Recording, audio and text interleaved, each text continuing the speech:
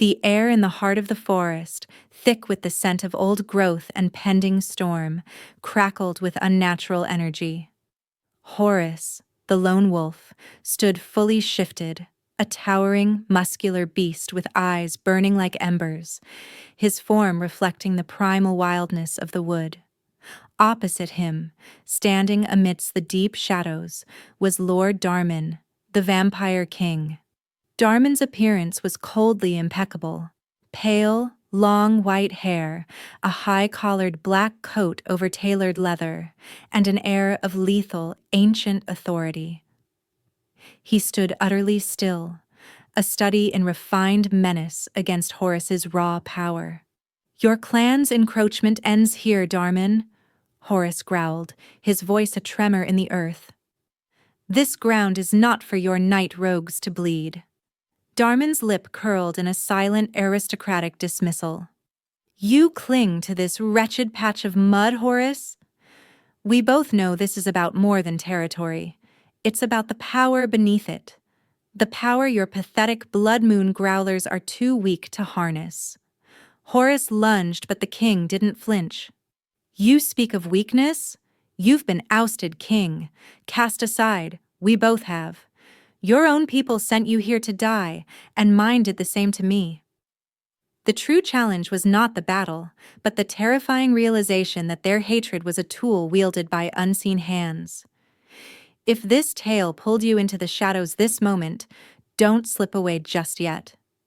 Tap like, hit subscribe, and tell me in the comments where you're watching from. Your presence here keeps the story alive. The twin volley of curses, one a flash of silver stake, and the other a magically bound net of iron shavings, forced Horace and Darmon into immediate, desperate proximity. The assassins, muffled in the shadows of the twisted oaks, were night rogues and Bloodmoon growlers, working with sickening, synchronized precision. This wasn't a territorial clash. It was an execution. Horace tore through the net with a roar, batting aside a stake that splintered against his forearm. Darmon, moving with impossibly elegant speed, dissolved into mist before reforming to dispatch two of his former guards, their faces contorted by a cold fanaticism Darmon hadn't instilled. "Treason!" the vampire king hissed, his voice laced with genuine fury, not fear. They fought back-to-back for a brutal minute before Horace slammed a fallen log, scattering their remaining attackers into the dense gloom. "We run!" Darmon commanded, already a blur heading west. Horace followed, propelled by primal rage, not trust. They didn't stop until the crunch of dead leaves underfoot was replaced by the silence of the forest's deepest, most haunted hollow. Horace shifted back, his skin slick with sweat and gore, his eyes still burning. He pressed Darmon against a moss-covered stone wall. "The moment we are safe, I will finish the challenge, king," he snarled, his breath ragged. "Do not mistake this retreat for allegiance." Darmon did not resist the wolf's grip. He merely lifted a pale, unblemished hand. It was stained with the blood of one of his own fallen guards. He pointed a finger, thin and sharp as an awl, toward the hilt of a decorative yet potent dagger he'd snatched from the ground. "Do you see this, wolf? Look closely at the metal." Horace's gaze shifted to the tiny, nearly invisible etching on the silver hilt, a serpentine line twisted into an infinity knot. He felt a sickening lurch in his gut. It was a sigil known only to the deepest levels of both societies, a relic of ancient treachery. The twins' coil. "It is the mark of a castaway's demise, used only to frame a leader for sacrilege," Darmon explained, his voice chillingly level. "My former steward, Vasilis, risked his life to show me it would be used against me, linking me to an atrocity I never committed. Your assassins bore the same mark on their arrows." The rage in Horace's eyes flickered, replaced by cold disbelief. The twins' coil was the hallmark of the ancient shapeshifters who specialized in sowing discord. "The perpetrators are internal," Darmon continued, fixing Horace with his crimson gaze. "My regent, Draven, among the night rogues, and your pack's most trusted advisor, Juliana, among the Bloodmoon Growlers. They did not want peace. They wanted a war that would harvest this forest's power for their own. Horace had been played. He released the king, his knuckles white. The terrifying part was not sharing an enemy, but sharing the realization that their entire world had been built on a lie. The hunted duo retreated deeper into the forest, leaving behind the immediate scent of betrayal and blood. They moved silently, Horace's massive frame utilizing the shadows he usually avoided, and Darmon's inhuman grace slipping between the trees like vapor. The Vampire King finally halted by a spring whose waters tasted like iron, setting down a heavy, leather-bound volume he had managed to snatch during their escape. A cryptic history of the night rogues. "We need leverage, Wolf," Darmon said, opening the book to brittle, hand-drawn schematics of the forest's subterranean network. "The shapeshifters are fueling this war to accelerate the resonance of the ancient evil. My clan wants to use it. Your pack wants to destroy it. Both actions will ultimately unleash it. I, however, sought to stabilize the protective seal at the Heartwood, which your kind mistakenly views as a reservoir of dark magic." Horace scoffed, crossing his arms, his skepticism a physical barrier. "Why should I believe the words of a parasite who feeds on life? Your stabilization involves draining the life from every creature in a mile radius. A necessity, not a cruelty," Darmon countered, his eyes flashing. "The seal requires colossal focused energy. My methods are harsh, but they work.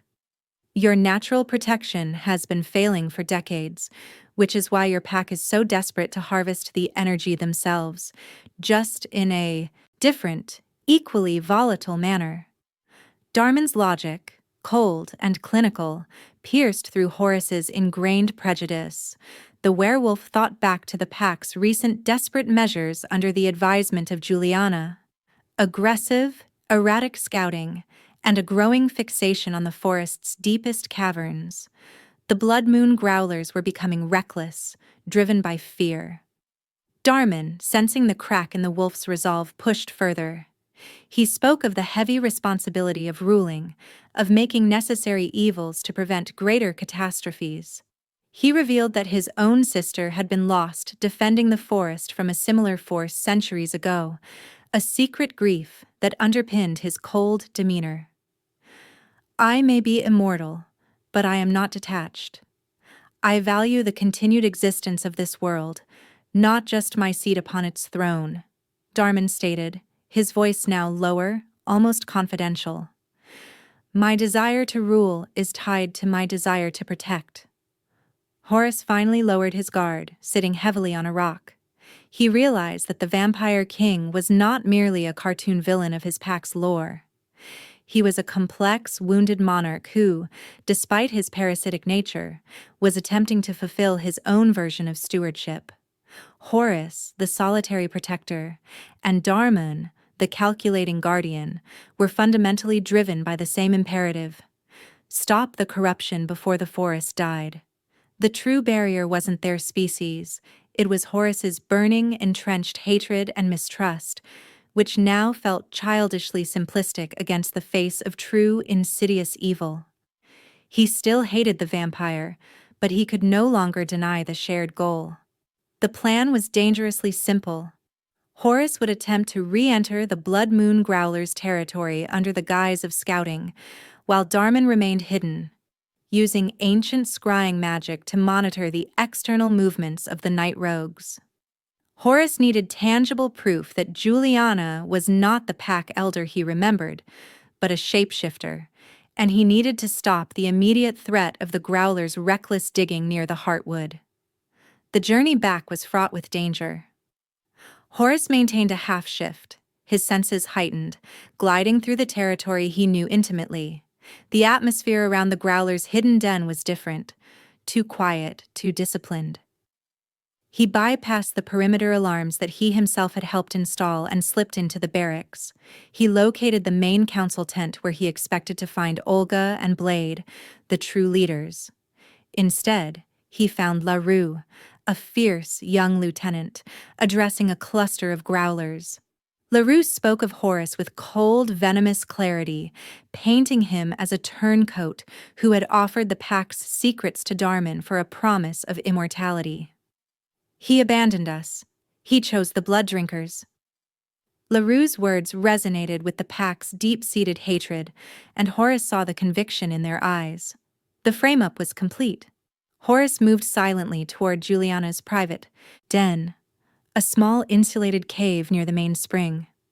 He found evidence of intense non-werewolf activity, strange metallic dust, charts detailing the forest's magical ley lines, knowledge no werewolf possessed, and a single, shed scrap of skin, too thick, too scaly, to be a human's or a wolf's. As he pocketed the scrap, the entrance darkened. Well, if it isn't the disgraced Alpha," a smooth, cruel voice drawled. Horace spun to see Juliana standing there, but the eyes were wrong, too green, too sharp, lacking the warmth of the elder he knew. The shapeshifter was flawless in its imitation, down to the subtle scent of pine Juliana always wore. Horace roared, shifting fully. "Where is the real Juliana?" "Juliana served her purpose," the twin sneered, not bothering to draw a weapon, a testament to its confidence. "Now I am Juliana, and you, Horace, are a liability." The fight was swift and devastating. The shapeshifter was not as strong as Horace, but it was impossibly quick, using the environment against him, collapsing tunnel supports, and diverting the spring into a torrent of frigid water. Horace found himself suddenly overwhelmed, pinned under a cascade of rock and earth. He glimpsed the twin's face briefly lose cohesion, a flash of something scaly and reptilian beneath the familiar features. He managed to escape, injured and demoralized, crashing through the forest, the shouts of the newly alerted pack chasing his scent. He had failed to stop the digging and had confirmed his status as enemy number 1, retreating once more to the uneasy sanctuary of Darmon's presence. Horace returned bruised and bleeding, the stench of his own pack's fury clinging to him. Darmon, having witnessed the ambush through a shimmering pool of scryed water, merely gave a curt nod of acknowledgement to the failure. "They are mobilizing faster than anticipated," the king noted, wiping the reflective water from the book's ancient pages. "Your pack's betrayal is thorough, Wolf. Mine is likely worse." It was Darmon's turn to risk exposure. He couldn't afford a full infiltration, so he relied on a covert scrying method to pierce the veil around his stronghold, the hidden mausoleum of the Night Rogues. He focused the scrying pool on the chambers of the false regent, Drevin. The resulting vision was sickeningly clear. Drevin, impersonating the king's calculating demeanor, was addressing a cohort of elite vampires, including the powerful Sabian and the lethal Jael. The topic was the imminent blood harvest, the mass draining necessary to fuel the ritual. Darmon watched as Drevin smoothly lied, asserting that Lord Darmon had commissioned the harvest to establish his ultimate dominance over the werewolves, framing the entire atrocity as a glorious act of war. The king commanded that all non-essential assets be readied for conversion into energy, Drevin stated, his mimicry of Darmon's inflection perfect, yet somehow colder. Darmon's fury, usually contained beneath layers of ancestral restraint, finally broke. He slammed his fist down, sending the water in the scrying pool flying. "He uses my name to authorize genocide," he snarled. Horace, recovering from his wounds, watched the terrifying display of pure vampiric rage. He observed that Darmon's reaction was not that of a leader losing power, but a protector witnessing the defilement of his authority. Darmon regained his composure, his attention turning to a side chamber shown in the vision. There, he saw Lilith, a loyal lieutenant known for her fierce devotion to the night rogues' true code, arguing quietly with a thrall. She looked haggard and suspicious, clearly doubting Dreven's increasingly extreme commands, yet powerless to challenge the supposed authority of the king's appointed regent. "Lilith is wavering," Darmon murmured. "She knows the king's command would never prioritize raw slaughter over political strategy. She is my only window." Darmon quickly scribbled a complex, nearly invisible glyph onto a scrap of silk, infusing it with a trace of his own unique, ancient bloodline signature, a mark no shapeshifter could imitate. "I must get this to her. It is an artifact that proves the identity of the true king. If she receives this, she will know to expose Dreven." He looked at Horace, the plea subtle but absolute. "I cannot risk going myself. The twins are expecting me. You, Wolf, are a ghost in their system. You can bypass the wards they use against my kind. I need you to place this mark where Lilith will find it. This is your chance to strike a critical blow against the conspiracy." Horace took the silk, the cold, smooth texture a stark contrast to his rough hands.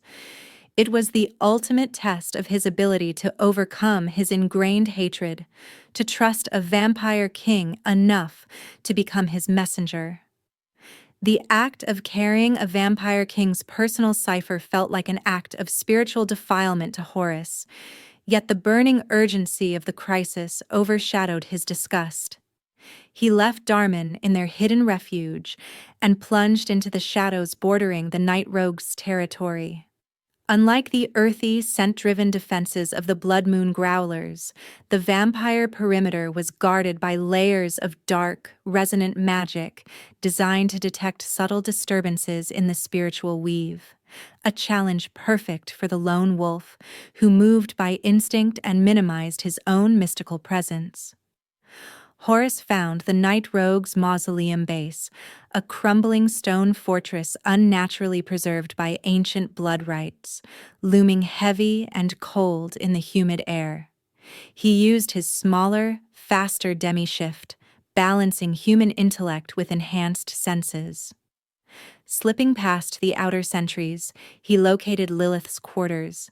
The chamber was richly appointed, but its windows were barred and the air was thick with the scent of fear and stale blood. The unmistakable signs of a siege mentality.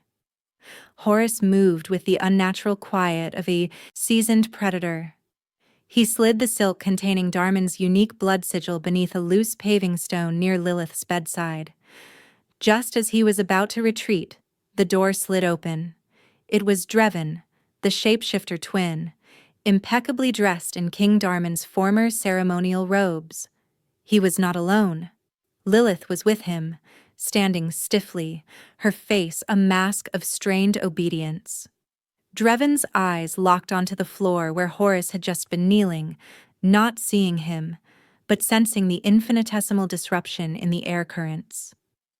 "You look troubled, Lilith," Dreven murmured, his voice mimicking Darmon's measured tone, yet carrying a false, honeyed quality.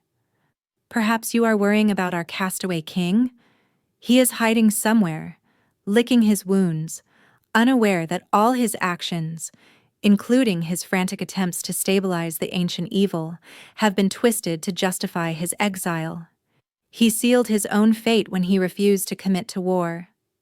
Lilith looked down, but Horace saw her glance briefly dart to the paving stone. She had noticed the disturbance. "I am only concerned with the purity of the blood harvest, Lord Regent," she replied, her voice trembling slightly. Dreven smiled, a wide, predatory gesture that was too big for a vampire's face, a flaw only visible if one knew the true king. "Purity? We seek power, Lilith, and power comes from chaos. This great war between the clans, the mass slaughter, it is not merely about territory. It is the necessary sacrifice to raise the Ancient One. Our aim is to destroy them both, wolf and vampire, and raise our own dominion from the ashes." The shapeshifter's casual cruelty confirmed everything. Darmon wasn't just cast out. He was part of the ritual's fuel. Horace felt a new surge of icy resolve, pulling him back from the brink of revelation. He retreated instantly, knowing that he had planted the seed of truth, but that the window for action was closing rapidly. The shapeshifters had explicitly stated their goal: the annihilation of both species. This was no longer a war of survival, it was a race against extinction. Horace returned with the grim confirmation: the shapeshifters' plan was genocide, fueled by their desire to establish a new, reptilian hegemony. He recounted Dreven's chilling admission, the casual description of the mass slaughter needed to raise the ancient evil. He also confirmed that Lilith had noticed the disturbance near the cipher.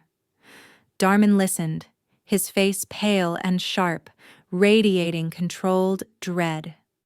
He immediately opened his historical text, flipping frantically through pages detailing the lore of the Shapeshifter Twins. "Their power lies in mimicry and sowing conflict," he whispered, tracing a finger over a cryptic drawing of twin serpents.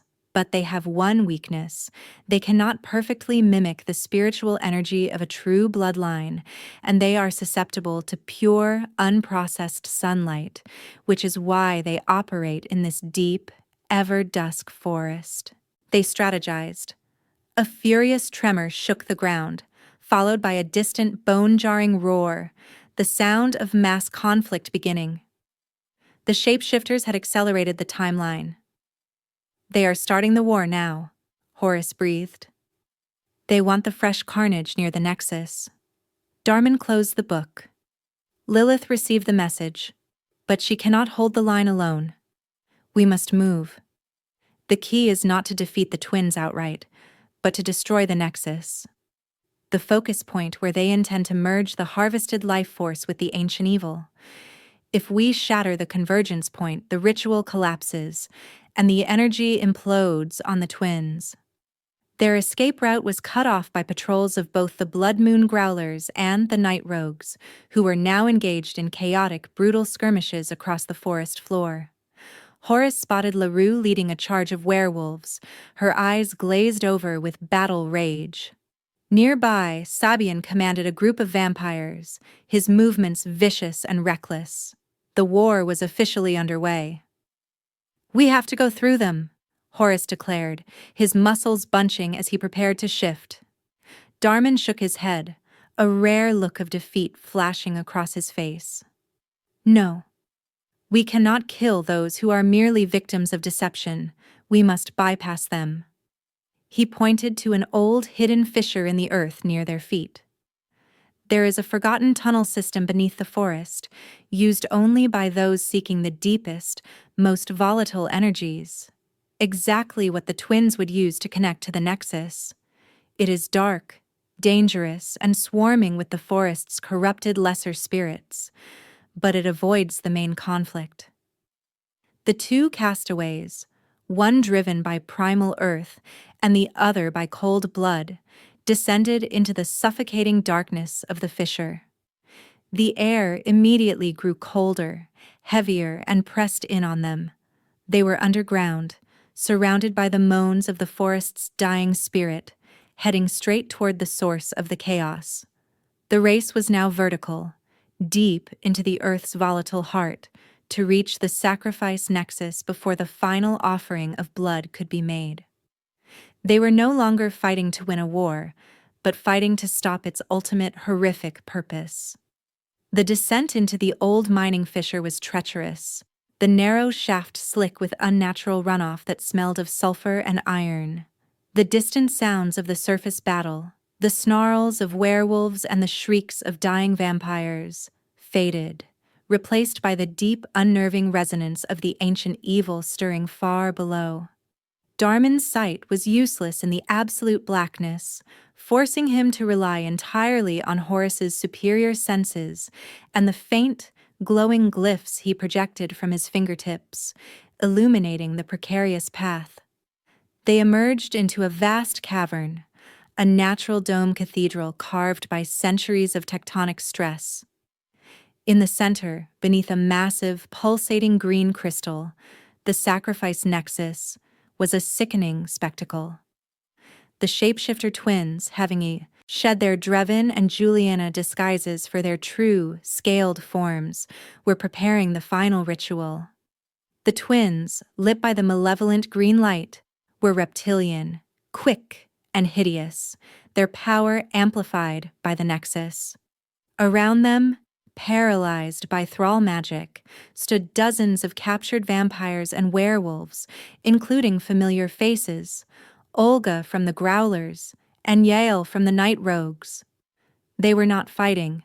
They were the final sacrifice. Horace let out a primal howl, instantly shifting into his massive wolf form, and charged. "You will not bleed them!" he roared, lunging toward the nearest twin. The shapeshifter, the one who had worn Juliana's skin, whipped around, his movements too fast for a wolf's eye to track. "The castaways come to witness the dawn of our age," the twin hissed, deflecting Horace's blow with a shimmering force field drawn from the nexus itself. Darmon, however, bypassed the physical confrontation. He had calculated this moment. He plunged his hand into his own chest, pulling forth a shimmering tendril of pure ancient blood magic, a violation of his own survival instincts, and hurled it towards the paralyzed victims. The blood acted as a conduit, momentarily shattering the thrall magic and freeing Lilith, who was closest to the king's essence. Lilith, regaining control, immediately lunged for the nexus, but the second shapeshifter twin intercepted her. Horace was locked in a devastating brawl, his immense strength unable to shatter the twins' magical defenses. Darmon screamed a complex ancient incantation, drawing the very rock dust in the air toward him, creating a shimmering makeshift blood shard. He didn't aim for the twins, he aimed for the pulsing green crystal of the nexus, the source of their power. Horace, seeing the king's intent, used all his remaining feral force, slamming his shoulder into the defending twin and creating a momentary gap in the shield. The blood shard struck the crystal. The cavern erupted in blinding green light and a shockwave of raw, screaming energy. The ritual was interrupted, the gathered life force imploding back toward its collectors. The true climax was upon them. The explosion from the shattered nexus did not kill, but it unleashed an agonizing backlash of chaotic, unstable power. The primeval worm did not fully rise, but its influence surged, causing the cavern walls to buckle and the raw, siphoned energy to collapse onto its immediate conductors, the shapeshifter twins. The twins, stripped of the nexus's support, writhed as the stolen power turned inward, searing their reptilian scales. Horace, momentarily stunned, shook off the blinding light and focused on the first twin, the one who had worn Juliana's face. He realized the twins' reliance on the nexus was their downfall. With the ritual failing, their focus was split between self-preservation and attempting to reactivate the crystal. Horace seized the opportunity, his claws finding purchase. Heek, on the twins' unprotected flank. He tore deeply, ignoring the shapeshifter's inhuman, rattling shriek. Meanwhile, Darmon, severely weakened by the expenditure of his ancient blood magic, worked alongside Lilith. She was fighting the second twin, whose strength was failing but whose venomous claws still posed a lethal threat. Darmon, unable to rely on brute force, used his final reserves to conjure a dazzling prism of focused sunlight, a lethal dose for the deep-dwelling twins, from the refracted green light of the dying nexus. The light struck the second twin. The creature screamed, its scaled skin smoking and rapidly peeling away, revealing the hideous, unstable form beneath. Seeing their ally failing, the first twin abandoned its fight with Horace and desperately tried to drag the second twin toward the last remaining shards of the crystal. Horace intercepted them. Driven by the final burning need to protect his home, he shifted his full weight and slammed the twins against the cavern wall. The impact was immense, crushing their fragile true forms. The shapeshifters dissolved into pools of oily black ichor, their reign of deception ending not in a glorious magical confrontation, but in a messy, violent collapse. The threat was gone, but the consequence was immediate. The cavern began to collapse, the structural integrity of the entire forest floor compromised by the void energy. Darmon, panting, his face drawn, pointed toward the shimmering, fading connection point where the nexus had been. "The rift is unstable. We stopped the resurrection, but we didn't stop the breach." Horace understood instantly. The worm was suppressed, but the tear, in reality, remained. He raced to the breach, his paws sinking into the volatile ground. Darmon, supported by Lilith, used the last of his blood magic to form a protective shell around the cavern's roof, buying Horace precious seconds. Horace drew on his elemental affinity to the earth, channeling every ounce of his primal life force, the very power the twins had sought to steal, and slammed it into the tear, sealing the rift. The pressure was immense, almost tearing him apart, but he held the seal until the void snapped shut with a deafening, final silence. When it was over, Horace fell, bruised, exhausted, and barely in one piece. They had survived, but the war above raged on, ignorant of the greater battle that had just saved them all. Lilith helped the critically wounded Darmon and the exhausted Horace navigate the collapsing tunnels. They emerged near the forest fringe, where the battle between the night rogues and the Bloodmoon Growlers was reaching its brutal, desperate peak. The air was thick with the scent of silver and blood, fueled by the propaganda the shapeshifters had sown. Antonio and Alder fought savagely against Sabian and Tessa, all driven by hatred for the false atrocities they believed their enemies had committed. They knew they couldn't stop the bloodshed with force. Darmon, barely able to stand, offered Lilith the only true proof remaining: the remnants of the shapeshifter's ritual gear and the knowledge of the twins' coil sigil. "Go to the remaining elders, use the truth of the twins' coil, the existence of the nexus, and the testimony of those we freed," Darmon commanded, his voice thin but resonant. Lilith, fiercely loyal to the true king, departed instantly to deliver the explosive revelation. Horace, meanwhile, found his own true ally. Blade, a trusted lieutenant he had thought lost. Blade, wounded and disillusioned by the chaos, immediately recognized the serpentine sigil Horace showed him and listened to the chilling truth about Juliana. Over the next day, the evidence, delivered by the loyal factions of both species, began to crack the foundations of the war. Lilith's testimony regarding the planned mass sacrifice and Blade's confirmation of the shapeshifters' tactics forced the remaining leaders to pause and investigate. The revelations didn't bring peace, but they brought a bitter, uneasy ceasefire, as both the Night Rogues and the Bloodmoon Growlers realized they had been manipulated into self-destruction. Horace and Darmon watched the slow, painful retraction from the heart of the forest. The vampire king, having spent his last reserves of ancient power, looked fragile, his immortality momentarily suspended. He was truly a castaway now, his authority stripped, but he was alive. Horace approached him, not in defiance, but in shared exhaustion. "The forest lives because of you, King," he admitted, the words tasting strange on his tongue. Darmon nodded, his gaze distant.